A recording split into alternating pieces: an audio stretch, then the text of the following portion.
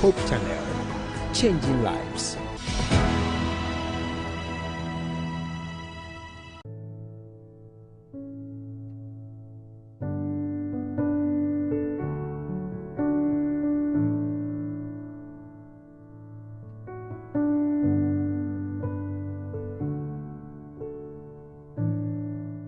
Hi, once again, good evening and welcome to the program Wounds of the Heart, where we are here to heal any form of wounds that have been caused by emotional stress or trauma, psychological issues or mental problem.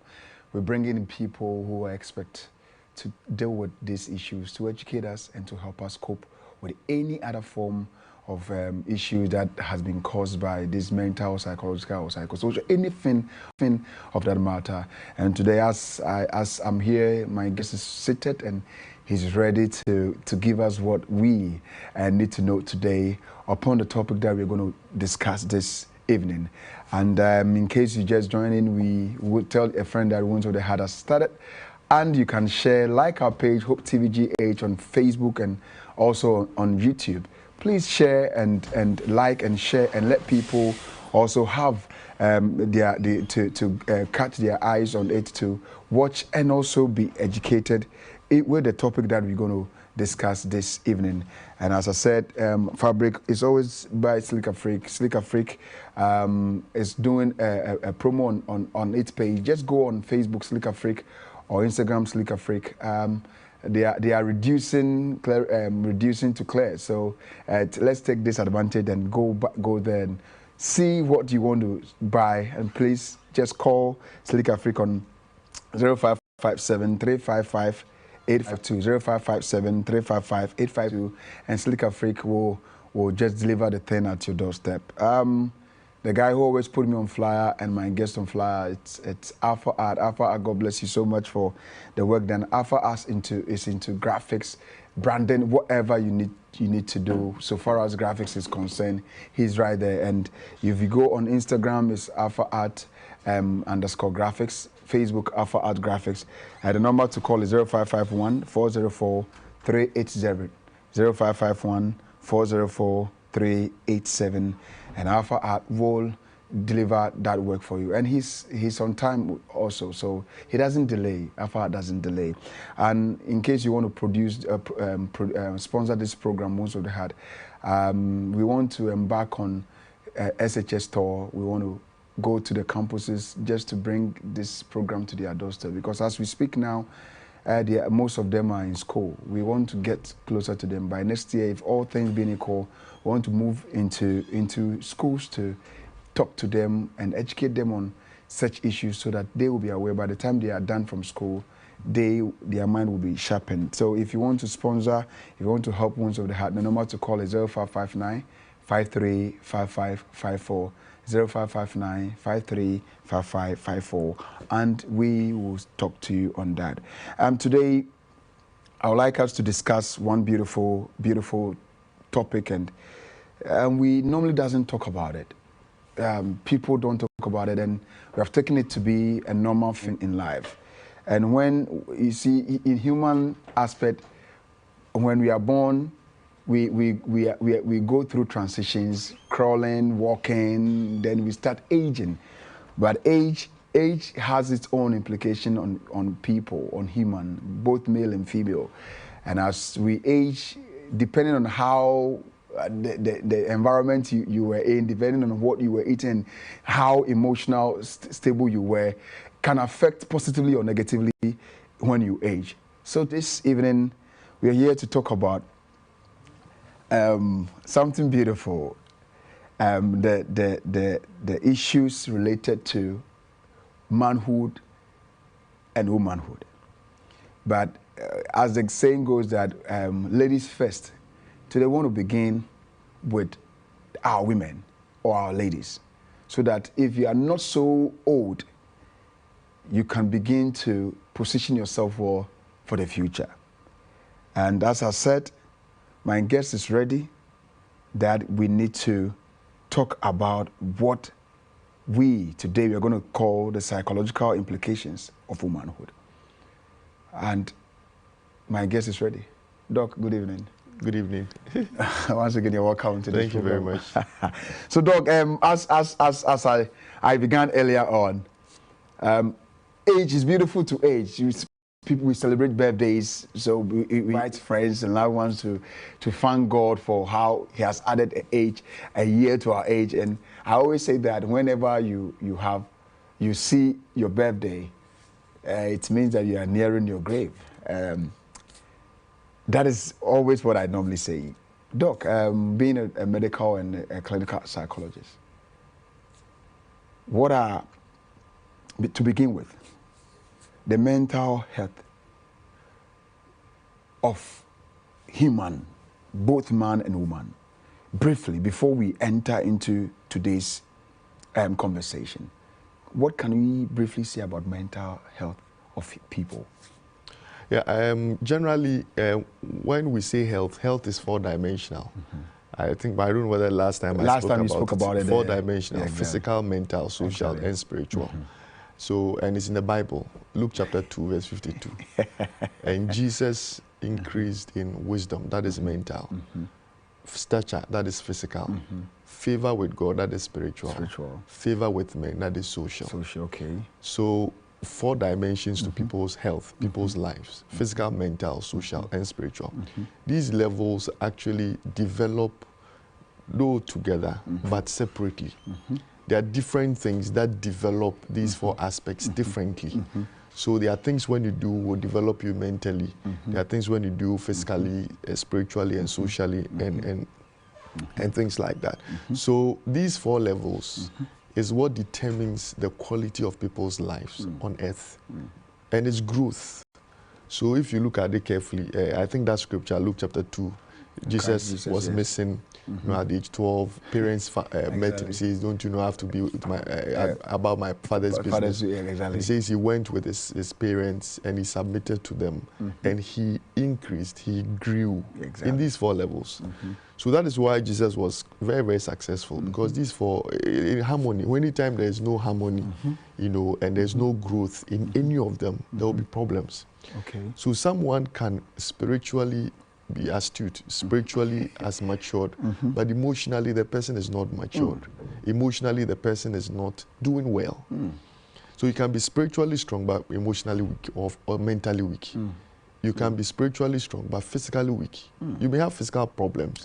Yes, health issues, and though you are very, very spiritually sound, but physically you can be very, very weak. So growth, whilst people are growing physically, mentally too they must grow, spiritually too they must grow, socially too they must grow. There may be someone who you may see the person as spiritually enlightened, but the person's social skills is just bad, because all those dimensions are developed differently. So in terms of human existence, the more you develop in these areas, the more functional you become. The more satisfied you become with life, the more you're able to handle, you know, life situations here and there. So mental health is also part of health, and people actually grow, you know, mentally. And when we talk about mental health, there are three things that defines your mental health. You know, how you think, how you feel, and how you behave. These three levels: your thinking, your feelings, and your behavior. You know, so your thinking and feeling and behavior should actually help you function. You know, so it shouldn't cause you any distress. The way you think, feel, and behave, it shouldn't cause you any distress or dysfunction. What it means is that you should be able to function normally in a certain, you know, space. You should be able to actually live very, very productively. Then also, it shouldn't cause damage to anything around you, your thinking, feelings, and behavior. So damage to your relationships, your work, and stuff around. So if the way you think, how you feel, and how you're behaving is damaging everything around you, means mentally you are not healthy. See, or deviation from social norms. Because, you know, behaviors are in a certain context. You know, there are things you do in Ghana which may not be appropriate. I wanted to ask similar questions there. In US, if you do those things, people will have to ask why. Because societies define and determine and influence behavior significantly. Our socialization and where we grew up from, our culture and everything, actually affects how you think, how you feel, and how you behave. So in every social setting, we expect a certain kind of behavior. So for example, if you look at this TV station, there are norms, there are values, there are things that you guys do. Everybody comes and they actually study, learn what is happening and they fall in line. So anybody who doesn't, you know, the reasons may be on the level of mental health. You know, so behaviors that is inappropriate in a certain social context, the underlying, you know, issues may actually be on the level of mental health. You know, so when someone is mentally healthy, you know, there are things that can show that this person is mentally healthy. One, they should be able to cope and adjust to situations. You know, changes happen in life. They should be able to cope and adjust. You go to a certain setting, you should be able to cope and adjust. Situations happen to you, maybe marriage, maybe work, maybe, you know, social events, whatever. You should be able to cope and adjust. So anybody who is struggling to cope and adjust to situations, the person is mentally not healthy. Then also they should be able to form and maintain meaningful relationships. So all relationships issues, you know, father, son, mother, daughter, you know, family kind of relationships, boy, girlfriend kind of relationships, a spouse relationships, marital relationships here and there, work relationships, church relationships, societal relationships, all relationships. Anybody who is mentally healthy, actually they're able to socialize, they're able to have, you know, resolve relationship issues, able to maintain some healthy relationships. So all relationship issues is a reflection of people's mental well-being. Then also they should be able to live independently. If you are mentally healthy, you should actually be able to navigate your way around life by yourself. With or without people. Yes, depend on your age and the expectations around.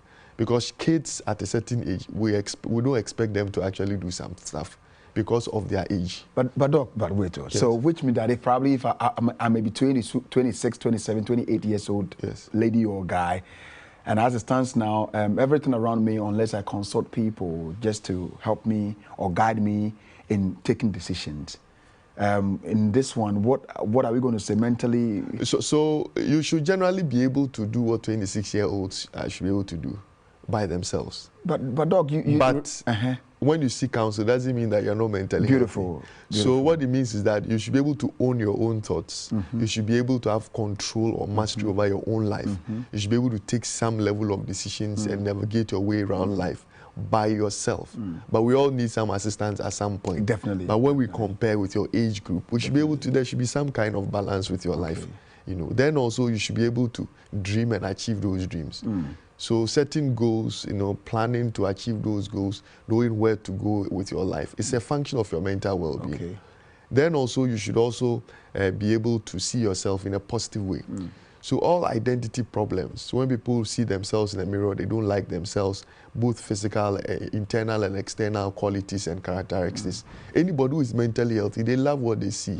They may not be happy entirely with everything, but actually they love themselves, they love their potential, they appreciate themselves, they have a certain confidence in themselves, they see themselves in a positive light. So all those who struggle to see themselves in a positive light and to be able to actually maximize their potentials is a reflection of their mental well-being. And finally, anybody who is mentally healthy, in any setting, in any community, in any social setting, they add to the society and they don't subtract. Their presence makes a certain positive difference. You know, so anybody whose presence in any setting makes the place worse, it's a function of your mental well-being. So in your family, in your workplace, in your church, you know, in your community, you know, if you are the problem, then it's a function of it. Because anybody who is mentally healthy, they actually look at the environment and they really want to make changes. They are not satisfied with the status quo. When things are going bad, they actually want to fix it. They actually want to do something about it because they are healthy mentally. But anybody who is not mentally healthy, their presence threatens everything around. It's a function of their mental well-being. So we're actually under state or undervalue mental health issues, and we make those things personal issues, and we brand them in a certain moral or spiritual light. Exactly. And because of that, we don't actually, we put up a judgment front and not a helping front. For example, if you have a child whose behavior is bad, we see it as a health issue. Because on the level of behavior, behaviors are under mental health. But you may brand the person a bad boy, a bad girl. You understand? So we assign a certain kind of moral judgment to certain behaviors. Right? And in our community, we know people with all kinds of behaviors. And it's only when you actually listen to the story behind that behavior, then you realize that, no, this person needs help. you know, instead of the kind of judgment, you know. So that is generally, you know, mental health. And if you look at even societies and communities, males and females, being a woman or being a man, actually increases your risk for certain kind of problems, you know, right. And that can also affect your mental well-being.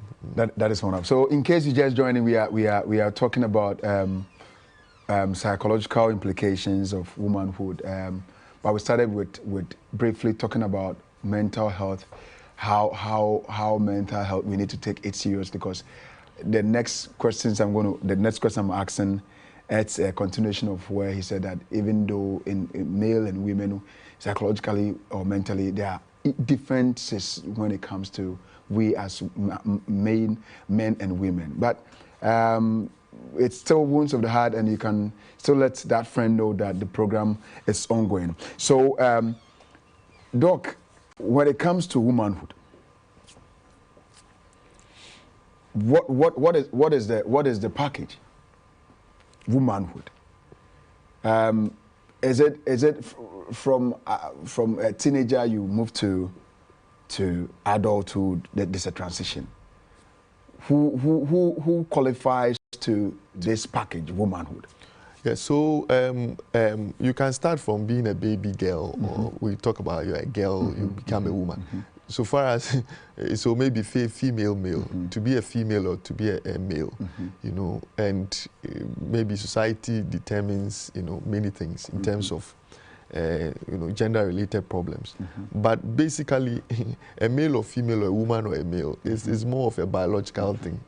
You know, we look at your genes, we look at your genes, and we can determine X and Y chromosome, or look at S and X. So a woman is XX, a man is XY. It's basic. And that genetic makeup determines everything else that you become. You see, so for males and females, the genetic differences, you know, actually, you know, affects, you know, how they look physically. How they function, you know, and how they actually approach life situations when it comes to even mental health issues.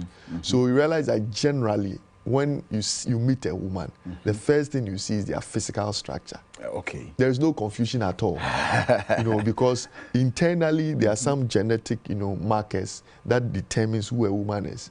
Right, and those genetic markers determines everything, their physiological makeup and everything, the hormonal changes here and there. It's because of their genes. So women are able to produce certain hormones that is really not so much in males, just because they are women. Right, so your genetic or biological, you know, makeup, you know, determines who a woman is. Right, but now in all kinds of contexts here and there, people are trying to create a difference between what you know, sex is and what gender is, and say sex is biologically determined, you know, gender is socially determined, such that people can actually determine whether they are male or male, regardless of their biology. You know, but you know, regardless of how we twist the things, it's still male, female, created, hidden. It's as simple as, and that is the background. All right. And so when you deny this fact, you actually put yourself in certain problems. Because whatever you do, a man can't be a woman. Because we're different biologically. Whatever you do, you know, if you look all over the world, you look at all these issues about male and female kind of problems, you realize that you can even be a male, right? For some reason, you can say you are a female, right? Because of how you feel and many things, right? And maybe there's some hormonal changes here and there, which actually could be corrected by medications here and there. But if you are a male, you think you're a female, right? And you start taking all kinds of hormones to actually be more feminine. Regardless of what it is, there is something manly about you that cannot change. That can't change. Right? And so moving into that zone actually can create more problems for you. Right? So the basis for being a woman or being a male is biological, and that is there, regardless of the social twist to this kind of fact. And that alone creates the differences in how we respond to life situations, how we evaluate situations, how we feel and think about situations, and how we even decide how fulfilled we become with things around. Because there are things that make a man fulfilled, there are things that make a woman fulfilled. And there is actual clear difference you know, even the physical structure, you know, bone mass and muscle mass and all that, height and all that, you know, and even your brain, you know, capacity and all that, they are kind of differences. So even in the house, even marriage, you have male, female trying to, you know, make sense out of life. Now people also define marriage in all kinds of ways, but marriage is still what the Bible says. It makes more sense that way. But regardless of the twist, realize that the conflicts around, you know, life is because of this difference exactly between a man and a woman. Finish. Exactly. You know, so womanhood, right? It starts with being, you know, your physical, your physique, your genetic makeup, your biological differences.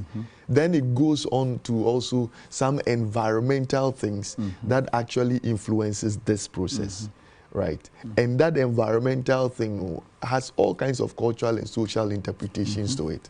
Such that if you're a woman, depending on your society, the definition of a woman is different. Yeah. Okay. Yes. You see, and the expectations of a woman is different. In a Ghanaian context, when you mention a woman, people have something in mind. The society defines, you know, who a woman is, you know, their responsibilities and what they can do, you know, in terms of family, in terms of home, in terms of society and all that. So these definitions also, you know, actually affects womanhood and all the problems around womanhood. So your responsibilities, your expectations, you know, your biological differences and your socialization and all that has some influence on actually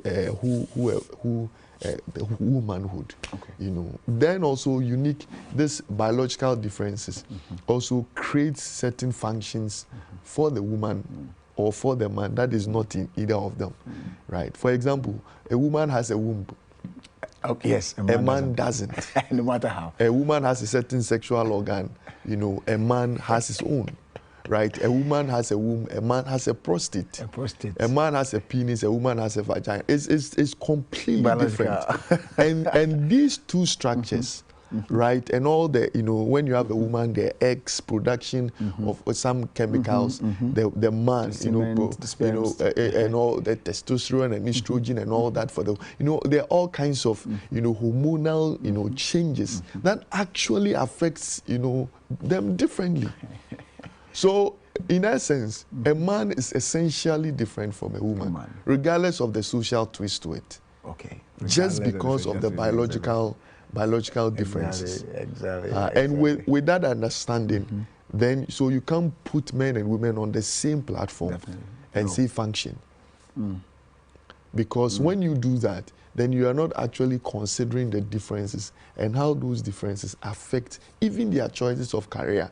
Their choices, you virtually don't find a woman in a very high risk kind of job. The men, yes, the or men, what really has to be physically involving. You may not, and it's not wrong. And men. But that's not where they belong. That's not where they belong. With no, we may not say belong because now if you say belong, it's also another issue. It's more about even the choice of careers. It's true. Regardless of what a man chooses, a woman has his own. No, it may not even be societal. Socially dependent. There are some social influences when it comes to career here and there. That if a woman, everybody expects you to be somewhere and that kind of thing. But even if you even put that one aside, women may tend to actually choose certain kind of careers, and men may even want more construction job, you know, those risky, kind of, lifestyle. If when it comes to driving, you realize even driving, there are differences between how a man drives and how a woman drives. It's as simple as that.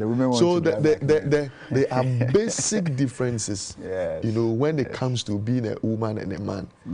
And that acknowledgement would actually help you understand some of the issues that can crop up, with being a woman or being a man.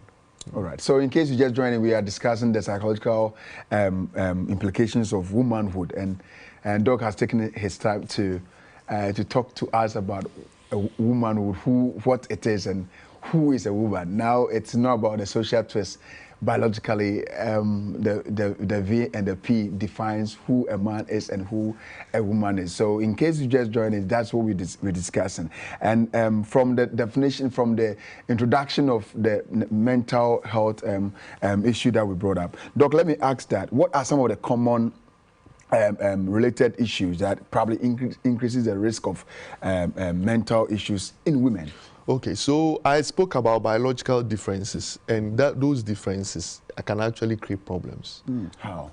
Yes. So, for example, let me give you some of the common things. One, pregnancy. Okay. Pregnancy is a major risk factor for psychological problems. You know, when a woman is pregnant, women get pregnant, men don't. Regardless of what you do, men don't. You may see pictures. But what happened? Not true. It's all fake. The guys are giving birth. So what do they it's do? all fake. A man doesn't have a womb. A man, you can't. No, so Doc, for the benefit of this, so that my viewers would just refrain from that. You see on the TV, you see on the news that the first male to give birth. Yes, no, it's all fake. You know, we don't have a man can't give birth. So it's as simple as that. So the pregnancy is what? It's So but we have pregnancy in movies, and it's not actual pregnancy. So recently first time. So it's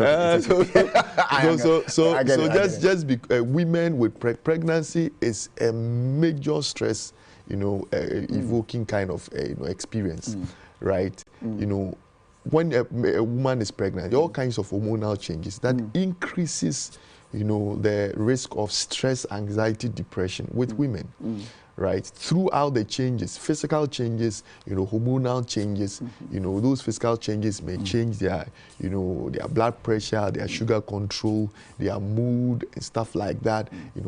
Issues with pregnancy, like some of the illnesses and the vomiting and the nausea and, appetite for all kinds of things, the physical development of the baby, the stress of pregnancy coupled with actually, taking care of some family responsibilities with pregnancy is huge. Delivery anxieties and the problem whether the child will be fine or not, and the pain in delivery and all the delivery issues, and after pregnancy there's a sudden, a change in the hormonal changes here and there, increases their risk for postpartum depression and all that. And if all those things are around the some actually can even develop some psychotic problems, even after pregnancy. So pregnancy is a major risk factor, even for social awareness, mental health problems, even with women. Then you go also with menopause, right? Okay. Yes, menopause. As women age after 30, all the hormonal estrogen production, progesterone, and all that, because of changes in their eggs, that causes that sudden, drop, drop in all those things. Actually affect women, their mood and all that, and their risks for depression and bone-related problems and cardiovascular problems, and all the symptoms they feel, hot flashes, they become more irritable, they become more moody, they may be socially withdrawn, dryness down there, and all those hormonal changes because of the physical growth of a woman. Right. Also increases their risks for mental health problems. Doc, wait. You just mentioned menopause. With all these hot flashes, right, and the dryness down there, and the things you made mention. I know that as we're part of it, but I want my viewers to just have it in mind that those hormonal changes in men and in women comes after a certain age, right? Yes. So it wouldn't be for the fact that they need to blame themselves because of, or husbands shouldn't blame wives because of certain changes in their wives, but it is part of growth. It is part. Yeah, it is. It's just like blaming your spouse for developing gray hair. Exactly. Yeah, it's like there are things as we age. As we age, a lot of things change. Okay. A lot of things change. Men, a lot of things change with men. After 30 years, it's like you peak in your 30s and everything starts. Everything starts. So even when it comes to menopause, for Africa, actually, maybe Ghana, some may even start as early as 38, 39. Average maybe about 43. Other countries may go up to about, 50, 51 there about. But usually between, even 38 to about 55, you may have people, people who have early menopause and all that because of all kinds of, hormonal changes here and there. And some women-related problems with their eggs here and there. Some may even have cancer of, the womb cancer, cervical cancer. They have to do some chemotherapy, radiotherapy, something. It all, causes all those changes. So depending on who the woman is, they may have, changes when it comes to menopause. And those changes has major, mental health issues. Then you go to infertility, right? Especially depending on where you are. Okay. When people are married or they're expecting a child and it's not coming, right? Depending on your environment, they put the blame on women more. The women do all kinds of tests here and there. But if you look at the risk, even for when it comes to infertility, 1/3 is the woman, 1/3 is the man. The other 1/3, it may be both, or you may not even know where it's coming from. Right? But in a certain social context, they put all the blame on the woman. The woman do all kinds of tests. In-laws will be blaming the woman. The husband's attitude towards the woman may change, and the woman may go into some anxiety, depression. So a woman may even decide to have sex with the husband, not because she wants to enjoy it, but because of a child. Yeah, exactly. So the issues around that is huge. Especially if the man is not cooperating to also go do some lab. Because most of the times, even the men who have low sperm count or sperm-related problems, and they never go to hospital to go and check. So the woman has to go through all kinds of cultural and social problems just because of that. Some may go through all kinds of forms of abuses here and there. Just because child is not coming. Then if you go further, menstrual problems with women.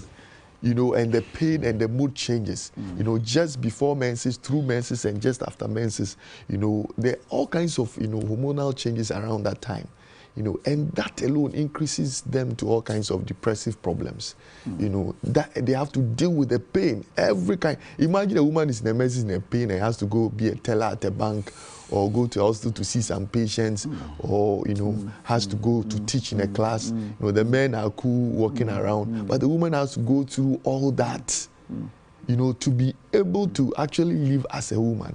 Every month, bleeding here and there. Imagine you have to bleed, and the whole day you have to change your pad for 3, 4, 5 times, just to be a woman. So that actually also is problematic when it comes to women-related issues. Then if you have some, some chronic illness, which is purely feminine. I have a question on the menstrual thing. You are a doctor, so you have the chance to, you will be the best person to answer this question. You said that those with menstrual cramps, sex takes it away. I don't know how true it is. Well, sex generally, during sex, there are some chemicals that are released, that helps with people's mood and with pain and all that. So you have things like dopamine, oxytocin, and endorphins. These hormones or chemicals actually help with pain and stress and all that. So they may be quite beneficial, around that time. But when people give birth, because of all the changes, that pain with menses and stuff actually, goes away. So it is giving birth rather, but not the normal sex. No. So normal sex helps with pain, whether it's menses or not, and stress-related problems. So it may help. I hope you understand. So which means that if the one watching who you have menstrual cramps before, you are not married, it shouldn't give you the chance to say that, okay, sex helps, so whenever in a month I'm going to have my menses, I know I'll get pain, so let me go have sex so that it will reduce the pains before. That's not what we are talking about. I just wanted to, because that sex is just really for couples, and it's also helped them so that the woman will never go through that pains when she gets married, so that the sex will help. Yeah, so when it comes to menstrual pain, right, I think today we are not talking about menstrual pain, but when it comes to menstrual pain, there are many causes. Some of them may even have some infection, pelvic infections here and there. Some, they may have, there are all kinds of issues around, people. So you actually have to find out why you're having this pain. There are some which is, we have people whose menstrual pain is has nothing relating to that. It's just no extra or disease or something relating to that. I hope you understand. Yeah. There are others too who may have other, illnesses or diseases that may be responsible for the pain. So if you're having menstrual pain, you need to actually go find out whether yours is the normal one or there are other secondary really? problems in relating to that. Okay. So it's not that simple. Let's go and check. It's important because you see, the first time the lady, that girl started menstruating, came out of pain, and she has been enduring this for a while now. Yeah. So there are some which is, which is what do you call it? Is the normal dysmenorrhea. So women, there are ladies, others too, which may be other illnesses associated with it that you may actually have to check. All right. So and the management, there's some management with it. Okay. Yes, there are some treatments for it. Doc, then when you go to hospital, they give you some treatments. So menses also create problems, even for women, right? Just because you're a woman, you have your menses and its own problems. Then also when it comes to what you call, if you have some chronic problems, which is specific to women, like for example, you have breast cancer. The breast for a woman is a lot of things. Breast is not just for feeding. Today, this month it's breast cancer awareness. Okay. So breast is not just for feeding of the baby. It's actually the image of the woman. Depending on the society you are. That is why a lot of women go through a lot to be able to fix this particular thing. Right, and depending on where you are, the representation of a breast may actually define some women. A lot of women may define themselves by their breast, how their breast looks because of some societal problems, but woman goes beyond breast, yes, but the breast itself, it's an image for a woman. So when cancer of the breast comes up with a woman, it's a big thing. They may lose their relationships. They may lose some societal, the stigma associated with that. It's a major thing. So when women are going for breast-related problems, it's not just breast that they are going. No, it's a big thing for the woman. So cancer of the breast causes major psychological problems. Cervical cancer, which is also very, very, very high up there with women. Also causes problems because when you have cervical cancer, you are bleeding. You may have some odor, some discharge and all that coming from down there. Sex may be very, very painful. You may bleed during sex. It's a major thing for women. The anxieties with it and the depression with it and the stress of managing and the relationship conflict and problems, it's a major thing. So just because you have a cervix, just because you have a breast as a woman, it will cause problems. Then you may have, a weight-related problems. It may be easier to put on weight, because of all the hormonal changes for women than men. So obesity may be more with women than even men. And all the things relating to, obesity and all that. It's a big problem. And I forgot to say, pregnancy changes the physique of a woman significantly. Significantly, yeah. So whilst a woman is pregnant, they are not just, concerned about the child that is coming and the problems with delivery. They are thinking about their image after that. And if they don't have a supportive spouse, it becomes a big problem even for women. Yeah. Right? You change significantly.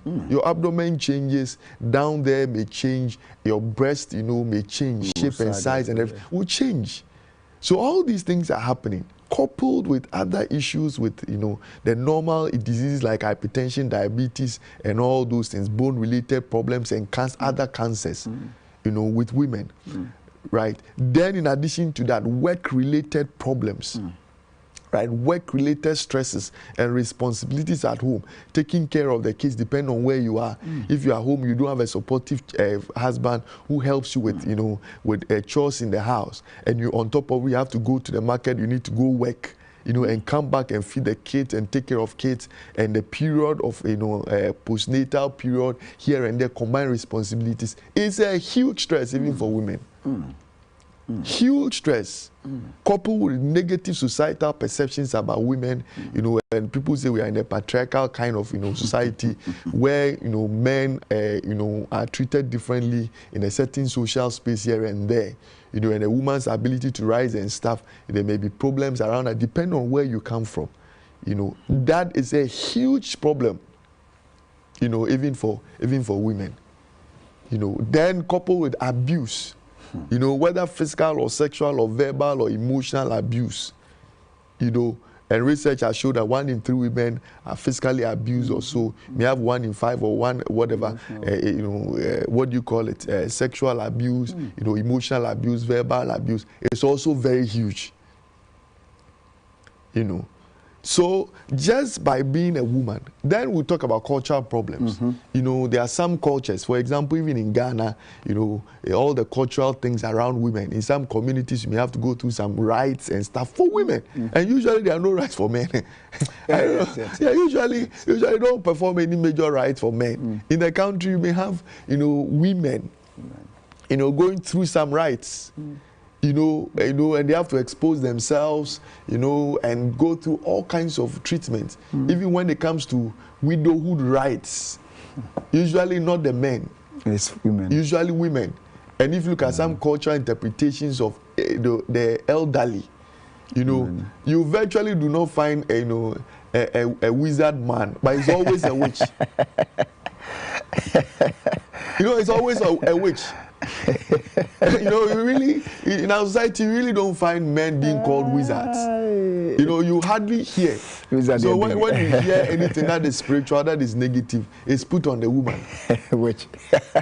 You know, it's all there, and those kind of religious demands. Now, if you even go to a lot of, you know, religious organizations, including churches, you realize that even the treatment of women and stuff is quite different.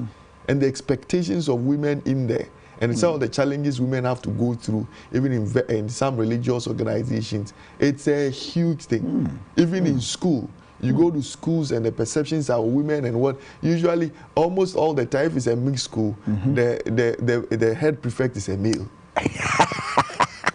Yes. And it's never a woman. Why? Oh, that's the males. We are the head of a family. So no, the school. What do you mean? The school. The school is practicing a family system. So that is the problem. That is the problem. There is nothing anywhere that shows that women do not become better leaders in the social space. Well, we are not saying that, but it has been a norm we came to meet. So that is the problem. So you may have a woman who wants to rise, who wants to do this and that, and the woman just can't rise because of that mindset. Okay. Yes. And how many women can even stand in any in any part of the world? Yeah, it's difficult just because of that mindset. Okay. And sometimes you may even find women not voting for women. They themselves say that because they don't vote for in the workplace, or maybe even amongst friends. A lot of women are very comfortable with men than women because of all the women-related problems, even amongst themselves. You see, so in a workspace, you know, an MD of an organization may actually prefer to work with a man than another woman. You know, so the issues of womanhood even extends from this so-called patriarchal kind of society into even relationships amongst women themselves. You know, and how women themselves approach each other and even relate or respond to each other. Okay. You know? And all these things I've talked about, you know, excluding the things that even men are doing to women, right, creates major problems, even for the woman. And if you look at some, you know, societies where the girl child, you know, always has to be at home and the boy child has to be out there. School, now it's changing because of all the, you know, campaign and stuff that went on saying your feminism. Well, you know, we are positive and negative feminists. There are some which are very positive. There are some which are too extreme. You know, yes. So you have major issues, you know, happening around, you know, when it comes to women. All right, so that creates problems. All right, we in case you just joining in, we are still discussing the psychological issue concerning womanhood and implications concerning womanhood, and it is you've been hearing it. Women are valuable. They are fragile. That's what the scripture says. We need to hold them well so that they don't fall from our hand. And even the Bible says somewhere in First Peter 3 now something that if you abuse your wife, your prayers are not going to be answered. So we need to cherish and honor our women, because all these things we are saying, we all marry 9 months, one will go through this ordeal, and there will be a physical changes, and the man will say that my wife has changed. What I wanted her to be now, she's not like that. So I'm going in for another young lady. I'm going in for another lady instead of sticking. So doctor says that if we have a supporting spouse, that man will help the woman to be the woman he wants to see. That will help us better than we probably infringing on the on them or abusing them emotionally, because it is not their doing. We did that with them. So please, let's try as much as possible to get them done. Doc, as we say, so what are the psychological issues that may arise from this stress, anxiety you're thinking about when it gets to women? Yeah. So all these things, one, causes stress. Stress means that stress is a response to external or internal demands. So anything that we've talked about can actually put undue stress on women. And stress is a major risk factor for a lot of cardiovascular problems, a lot of immune suppressing problems and immune problems. So if you are highly stressed, your immunity goes down. Actually, you are increased risk of diabetes and stuff like that.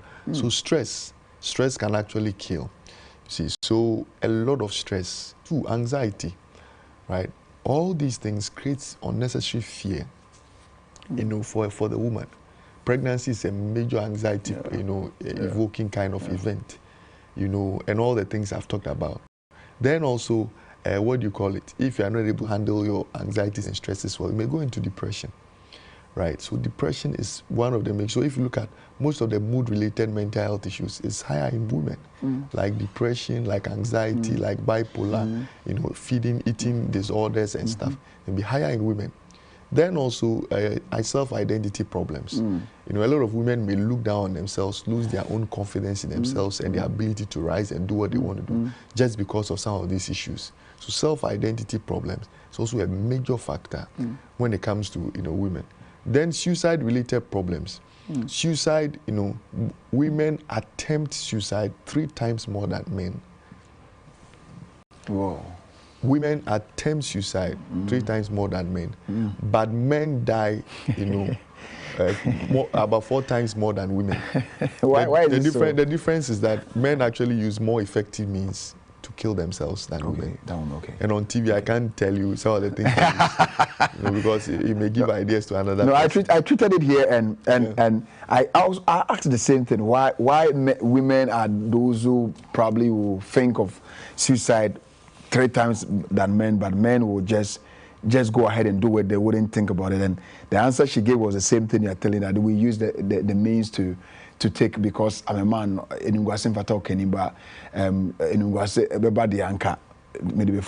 Man will just say that and just end the life, but woman can endure that emotional torture, and mostly wouldn't leave their marital home, because although they have been abused, they will start giving excuses with their children, with women. But man, well, there are multiple reasons around this fact.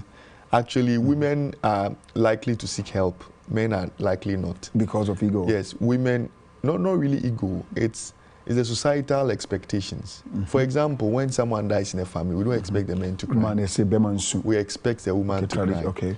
Right. If you look at most of the health interventions, the focus is more on women than men. Yes, even mental health services is more available to women than men. It's true. Right. It's true. And also, you realize that, what do you call it? Men use more effective means to kill themselves than women. Okay. So a woman, a lot of men, the means they use to kill themselves may not be effective. So by the time they are dying, someone will come and rescue.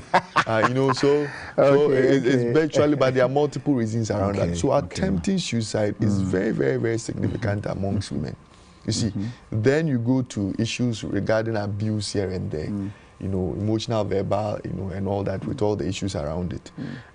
Then you may go further and the chronic psychotic problems and substance use issues, right? Though it's higher in men, but women to go through that, especially when they have all these issues and they are not able to cope and adjust properly. And these things are very, very huge. And relating to that, you may have some physical health problems, you know, like I spoke about it, cancers, obesity, and all that. And then we have eating-related problems, you know, regarding and sleep-related problems. Because menopause, for example, you're not able to sleep well. You know, with all the changes happening, sleep and stuff may be affected, you know. Yes. Then also pursuing goals and aspirations may be difficult. Pregnancy actually can halt someone's life, not entirely, but over a certain period, you know, then you may be able to go through that. I forgot to add this earlier on about abortion-related problems. Okay. Yes, abortion is a major, you know, risk for mental health problems for women. Apart from the physical health problems, it's a major, you know, risk factor for women, you know. And so, and teenage pregnancy and teenage related problems. Become miscarriages? Yes, yes, miscarriages. You know, pregnancy-related issues. You know, there are people who have had multiple miscarriages, and that actually affects. Yeah, I have one I'm dealing with now. You know, so being a woman, you know, is wherever you are. You know, for example, in the US, the single motherhood rate is about 70%. What it means is that if you pick 100 women who are married, have kids, you know, if you pick 100 women who have kids, 70% there's no man. There's no man, a single mother. Single mother. The 30 have some man supporting them. And if you look at everywhere in the world, you know, the issues are big.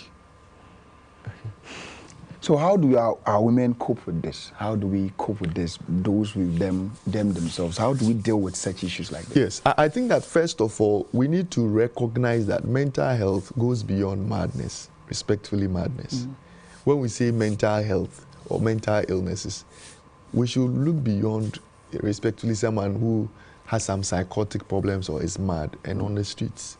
Because usually when we say mental illnesses, our mind goes there. So any thinking, feelings, and behavior that is affecting someone, it's a reflection or a function of the person's mental well-being. So we should have an attitudinal, a mindset change about our definitions and perspectives about mental health issues. It is a health issue. It is as important as physical health issues. You know, that mindset has to change. So that people don't make mental health issues a personal health, a personal issue requiring personal solutions. So they never go to hospital with anything which is on the level of mental health. They try to deal with it by themselves. And societal attitudes has to change. Our perception and the stigmatization of mental health issues and overly spiritualizing mental health issues, it actually has to change. You know, because we actually make mental health issues a moral or a spiritual issue. So we don't go to hospital for help. A lot of people do not go to hospital for help. Exactly. Right. So, for example, even in our Ghanaian movies or even Nigerian or African movies, when someone does something bad, the outcome is a mental illness. Yes. And I ask myself, why? Why can't the outcome be hypertension or diabetes? Then anytime someone does something bad in the movie, the outcome is a mental illness. Yes, so the mindset, you know, and anybody who has a mental illness, they think the person has been cursed or punishment from the ghost or the person has done something wrong. We always assign some kind of moral or spiritual or some supernatural causes to mental illness. And that is what influences stigmatization and the approach to health. So anybody who has some form of mental illness or some kind of problems on the level of their thinking, feelings, and behavior, the first place they are likely to go is a kind of spiritual kind of place. To see a pastor or to see for a certain kind of for a certain kind of attention before they even come to us when things are bad. And that attitude has to change. We need to stop.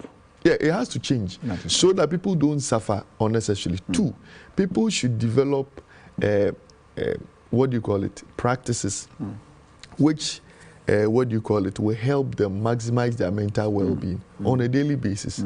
The same way we eat and we do all kinds of things to improve on our physical health. In the same way, there are some things we should do, you know, on a daily basis that will help them maximize their mental well-being.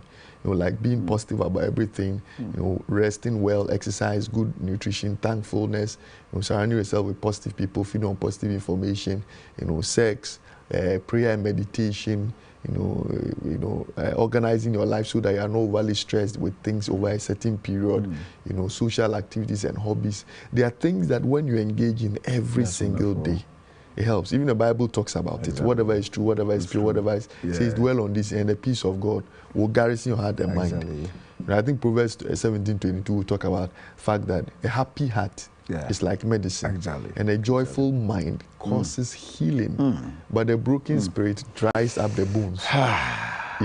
So there are things that you have to do as a person every day that helps you, because life situations you may not be able to change it.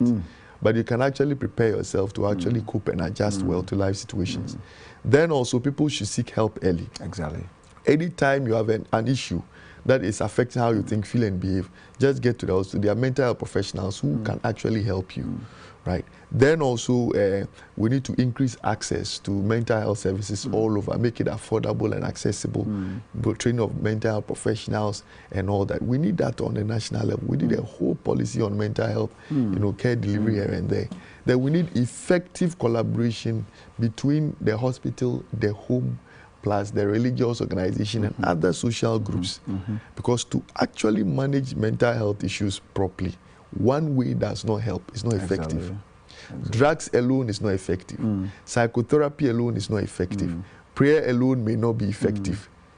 I said may not be effective. May, but definitely, just as we go to the pharmacy or the hospital when we are having malaria, and after that we still pray on that. So it may not be effective, but the combination of all these four is more effective.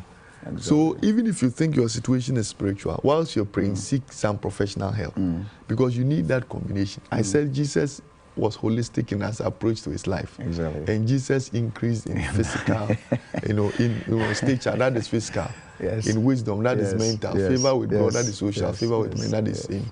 So we need a holistic approach to actually managing, some of these problems. Doc, God bless you for this education. And if you're a woman and then you have a sister or you have a mother who is also a woman, not the social twist, please let something or let her watch so that she can educate herself on certain things that will definitely come to their lives. We can't do away with it. It will definitely come. It will definitely come. So once it will come, we need to have the strength to deal with it or to cope with certain things so that things wouldn't get out of hand before we realize it. And one thing he said that I want to reiterate is that we need to seek help first before things get out of hand. Other than that, we'll be there and we might think that nyambe. By the time we realize we are doomed and people start blaming God that where was God? But he has given us this knowledge to also see a clinical psychologist, see a mental health practitioner, go to the hospital. He has given us the knowledge to do so. And when we do that, when we add prayers to that, I'm telling you, it will go like magic. Doc, God bless you. So we just discussed what we call, I'm manager, but to the extent sometimes when I'm even mentioning the psychological implications of womanhood, I don't know what to say. And I think that is one of the things we need to learn to help others, our sisters, our mothers, our cousins, nieces. We need to help learn so that we can also help them. Doc, God bless you for your time. We will do that of the men. Now today we did the women. So please stay tuned for that of the men, so that the men also have their share. Fabric Slicker Freak is on promo. They want to reduce. They are reducing to clear. So you go on our Facebook page, Slicker Freak, Facebook, Instagram, Slicker Freak. Just look at the what they are doing and what your money will reach. Just buy, and the Okada guy will just bring it at your doorstep. The number to call is 0557-355-852. Slicker Freak will let you look sleek. And Alpha Art, God bless you for the flyer you always do for this program. And Alpha Art is into graphics, any form of graphic designs, whether banner, flyers, letterheads, any other form, anything. Alpha Art is there to also help to do that. And also, if you're a single person, a man or a woman, and you want to, you are confused of how to get somebody, a life partner. The Legon District, under the ministry, Family Life Ministry, is organizing a retreat for singles in November. That is 13th and 14th November. I'm not sure you want to afford it. And next week I will tell you some of the things we're going to do, and even the guest speakers, so that you just start preparing for that thing. And this program, Wounds of the Heart, I've been your regular host, and the name is Pastor Danabidu Bidiaba. I'm out.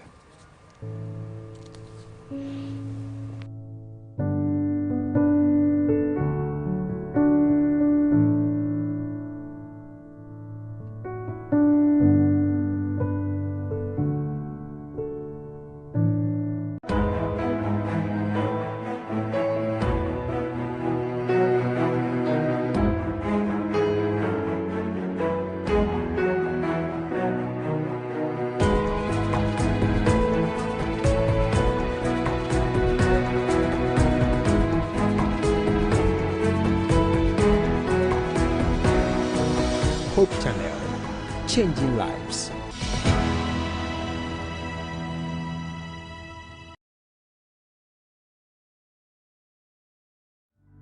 Well, are you ready to sing? Well, I brought some friends along, and I hope you welcome my friends here tonight, all these great singers we've got with us, and the great First Baptist Atlanta Choir, and our band. Take your hymnal, turn to page 188. 188. You asked me how I know he lives. He lives within my heart. Let's sing it together. Here we go, sing. I serve a